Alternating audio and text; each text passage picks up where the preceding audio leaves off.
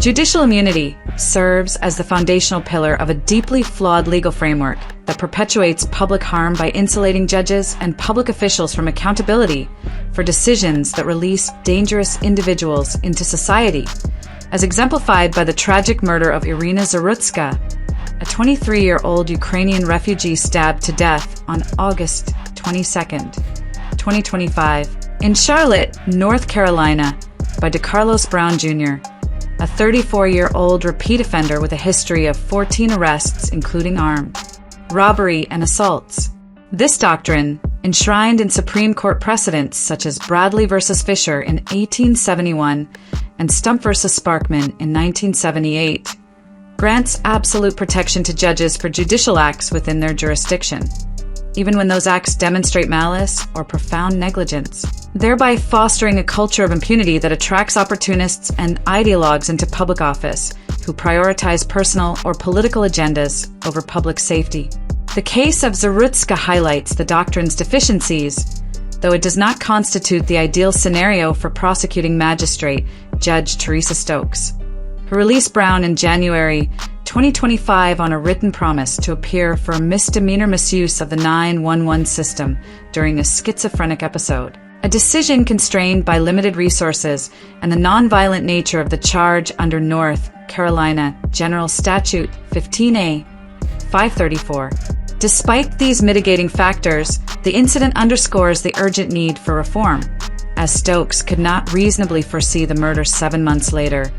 Yet her leniency exemplifies how immunity shields officials from consequences when systemic failures allow repeat offenders to endanger communities.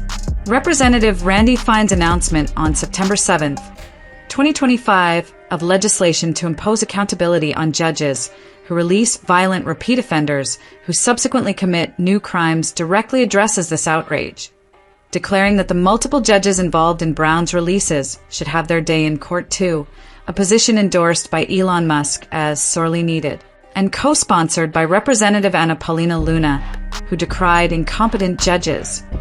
Fine's proposal asserts that judges, safeguarded by armed bailiffs, while ordinary citizens remain vulnerable, must face penalties for decisions resulting in harm, a long overdue measure amid rising public distrust in a system that fails to deter negligence. This framework not only absolves but incentivizes the perpetuation of errors, as seen in Mecklenburg County District Attorney Spencer Merriweather's office, which acknowledged challenges in handling mental health cases but failed to prevent Brown's freedom despite his documented instability. The COVID-19 response provides a stark parallel, where public health officials, protected by similar immunities, impose lockdowns, masks causing respiratory and psychological damage, and vaccines linked to myocarditis and inefficacy, as revealed in September 2025 Senate Finance Committee hearings, led by Robert F. Kennedy Jr., who exposed the Centers for Disease Control and Prevention as a profit-driven entity that exaggerated a mild illness into widespread mandates without accountability. Zarutska's case, while not warranting Stokes' arrest due to the misdemeanor context and North Carolina's overburdened mental health infrastructure with only 1,200 psychiatric beds and extended wait times, illuminates the doctrine's broader perils, compelling a reevaluation of procedures for all public officials to ensure decisions do not culminate in preventable deaths. The exposition progresses toward a cohesive demand for systemic overhaul, establishing mechanisms that prioritize public safety through enforced responsibility, where negligence equates to liability and reform supplants entrenched protections. The doctrine of judicial immunity, a fraudulent shield for negligent officials. Judicial immunity constitutes the core apparatus sustaining a corrupt justice system that endangers public welfare by shielding judges from repercussions for negligent decisions, as demonstrated by the release of DeCarlos Brown Jr., who murdered Iryna Zarutska in August 2025 following Magistrate Judge Teresa Stokes' January order, freeing him for a minor 911 misuse charge amid his schizophrenic episode. Originating in Bradley v. Fisher, the Supreme Court established absolute protection for judicial acts within jurisdiction, even if erroneous or malicious, a principle reinforced in Stump v. Sparkman, where a judge's unauthorized sterilization approval escaped liability, illustrating how this doctrine draws opportunists into positions of authority who exercise power without personal risk. In Zarutska's instance, Stokes' issuance of a written promise to appear, despite Brown's prior convictions for armed robbery in 2015 and assaults in 2021 and 2022, exemplifies negligence insulated by immunity, permitting a documented threat to perpetrate his crime on public transit. Prosecutors such as Spencer Merriweather in Mecklenburg County exacerbate this by inadequately advocating for detention.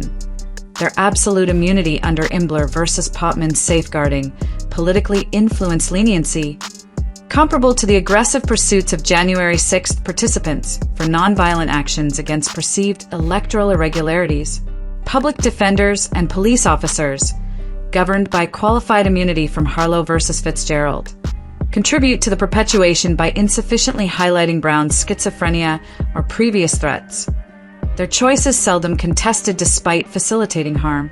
This immunity not only exonerates but encourages the infiltration of ideologues and incompetents into public service, cultivating a cycle where officials recruit successors to sustain the deception, evident in Charlotte's bail reform environment that elevates offender rights over community protection. The COVID-19 debacle reinforces this analysis. Health authorities immune from litigation enforced masks that provoked respiratory issues and developmental setbacks, alongside vaccines associated with myocarditis and null efficacy. As Senate disclosures in September 2025 unveiled the Centers for Disease Control and Prevention's role in amplifying a minor ailment into authoritarian measures without repercussions. Zarutska's tragedy, imperfect for Stokes' prosecution owing to the misdemeanor charge and North Carolina's strained mental health resources with only 1,200 psychiatric beds and prolonged delays, spotlights the doctrine's systemic vulnerabilities, advocating for procedural reforms across all public officials to mandate accountability for foreseeable risks. Representative Randy Fine's initiative to penalize judges for releases culminating in further offenses addresses this void, long overdue amid escalating distrust in a framework that tolerates negligence at the expense of innocent lives. This configuration unveils immunity as an instrument of institutional self-preservation, contrived to evade scrutiny for decisions that compromise public security, imperative for a recalibration that enforces responsibility through targeted liabilities and oversight mechanisms. Systemic negligence, the imperfect case of Zarutska and broader judicial failures. The Zarutska murder case, while illuminating the perils of judicial immunity, does not present the quintessential instance for prosecuting Teresa Stokes, yet it catalyzes scrutiny of a system where officials evade responsibility for decisions that unleash repeat offenders upon vulnerable populations. Brown appeared before Stokes in January 2025 solely for misusing 911 during a delusional outburst, a misdemeanor under North Carolina law that precluded extended detention absent imminent danger or additional charges. Compounded by the state's inadequate mental health infrastructure featuring only 1,200 psychiatric beds and average 16-day waits for evaluations. Stokes' release via written promise to appear, presuming eventual freedom regardless, aligned with statutory discretion in NC General Stat 15A 534, rendering accomplice liability under NC General Stat 14 to 5.2 or reckless endangerment under NC General Stat 14-277.3a untenable due to the absence of specific intent and the 7-month interval before the stabbing. Nevertheless, the case exposes how immunity under Bradley v. Fisher and Stump v. Sparkman absolves such oversights, permitting judges to disregard prior violent convictions like Brown's 2015 armed robbery without fear of reprisal, a flaw that Fine's legislation seeks to rectify by mandating consequences for reoffenses post-release. Prosecutorial inaction by figures like Merriweather, protected by Imbler v. Popman, mirrors this, as does the qualified immunity shielding police from Harlow v. Fitzgerald when they overlook mental health flags in arrests. The COVID-19 mandates furnish a comparable indictment, officials unaccountable under immunities, decreed masks that inflicted respiratory strain and psychological tolls, coupled with vaccines demonstrating inefficacy and adverse effects like myocarditis. At September 2025 Senate hearings with Robert F. Kennedy Jr. disclosed the Centers for Disease Control and Prevention's orchestration of exaggerated protocols for control and gain. Zarutska's death, though not attributable to Stokes' malice, underscores the doctrine's facilitation of systemic lapses, where resource shortages and procedural norms excuse negligence that endanger citizens, compelling procedural overhauls for all officials to integrate mandatory risk assessments and post-decision audits. Finds overdue proposal, endorsed by public figures including Elon Musk, advances this by targeting judicial releases that precipitate harm, fostering a paradigm where accountability supplants evasion. This delineation reveals immunity as a catalyst for institutional complacency, demanding a reconfiguration that enforces diligence through liability for decisions yielding preventable tragedies. Parallels in official impunity, from judicial releases to public health mandates. Immunities across public offices forge a tyrannical continuum that parallels judicial negligence in the Zarutska case with the unpunished overreach of health mandates during the COVID-19 era, both insulating officials from the ramifications of decisions that inflict widespread harm. Stokes' release of Brown for a nonviolent infraction in January 2025, shielded by absolute immunity despite his violent antecedents, echoes health authorities' imposition of masks that compromised respiratory health and induced mental distress, alongside vaccines proven ineffective against transmission, yet causative of myocarditis. As Senate Finance Committee proceedings in September 2025 under Robert F. Kennedy Jr. unveiled the Centers for Disease Control and Prevention's fabrication of a crisis for profit and authority. In Zarutska's tragedy, the misdemeanor context and North Carolina's mental health deficits precluded Stokes' detention order, rendering her prosecution improbable under precedents like Stump versus Sparkman.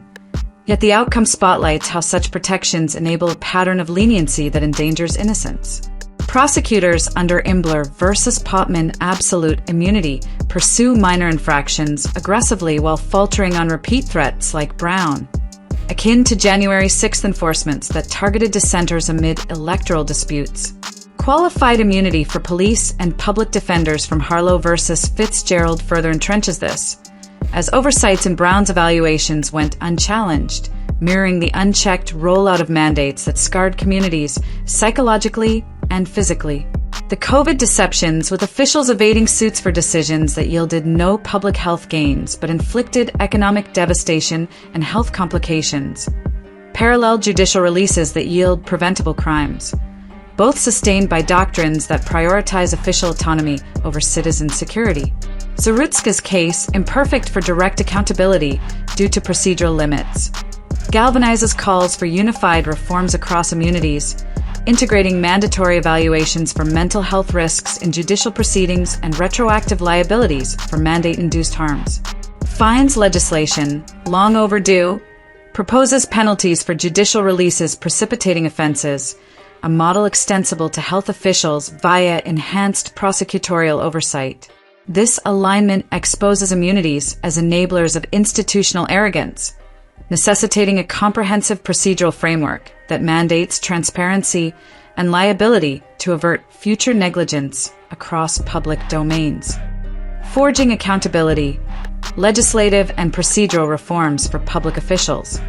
To dismantle the edifice of official impunity exemplified by the Zarutska case, legislative and procedural reforms must supplant judicial immunity with mechanisms enforcing responsibility for decisions that endanger lives. Drawing on Representative Randy Fine's September 7, 2025, proposal to penalize judges for releases of repeat offenders culminating in new crimes. Though Zarutska's murder does not idealize prosecuting Stokes, given the January misdemeanor charge and North Carolina's resource constraints under NC General Stat 15A 534, it propels demands for the Zarutska Accountability Act, which would criminalize reckless endangerment in judicial releases when prior signal threats imposing 1 to 7 year sentences and disbarment.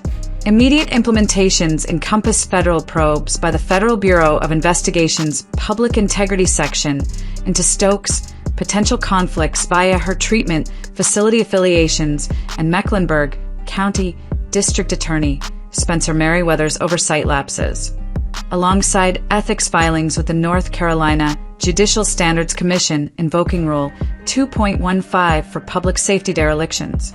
Public advocacy through social media platforms, mirroring finds posts that amassed over 75,000 engagements and endorsements from Elon Musk, exposes the fraud, paralleling September 2025 Senate revelations of Centers for Disease Control and Prevention deceptions in vaccine mandates that induced myocarditis without efficacy. Electoral strategies in 2026 North Carolina contests must prioritize candidates pledging rigorous detention protocols and investigations of prior releases, funding coalitions to supplant entrenched officials.